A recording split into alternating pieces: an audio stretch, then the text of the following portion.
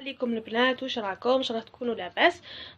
كنت راح ندير تيزانه باش نشربها، وقلت لا غير نبارطاجيها معاكم هكا تكون استفاده للجميع. هكا اون سي جامي يعني تكون عندكم لا غريب ولا يعني تشربوا هذه تيزانه وان شاء الله يعني تبراو عليها.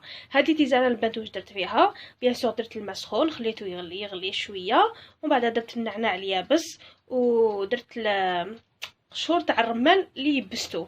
ديجا درت لكم عليه فيديو وقلت لكم فوائد تاع قشور الرمان، وقلت لكم واش المليح بكم بلي مليح للسعله، لونجين، رائحه الفم الكريهه، للتوتر، للقلق، للكولون الى اخره. يعني فوائد تاعو ذكرتها ديجا في الفيديو تاعي الخطره اللي فاتت، نحط لكم رابط تاعها مع عصير الرمان. هذاك القشور اللي يبستو قاعيتك اليوم استعملتو تيزانه، شللتو مليح واسترميتو في الماء هذاك، خليتو يغلي تماما، ومن بعد خليتها تروبوزي شويه.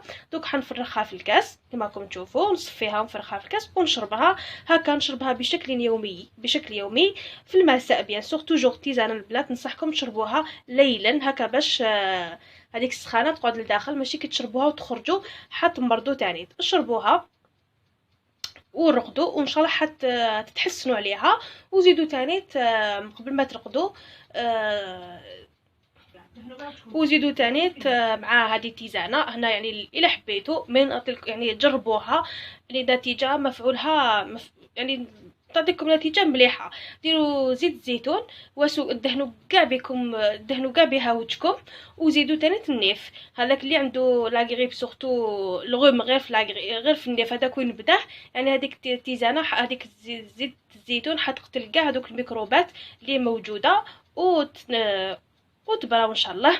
فوالا البنات، هذيك لا فيديو تاع اليوم القصيره اللي حبيت نبارطاجيها معكم هذا ما كان. ان شاء الله تجربوها وتقولوا لي في كومونتير، وان شاء الله يعني ما تمرضوش لا غريب بيان سور. فوالا البنات راني درت يعني الكاس تاعي، انا وجدته دوك نروح نشربو.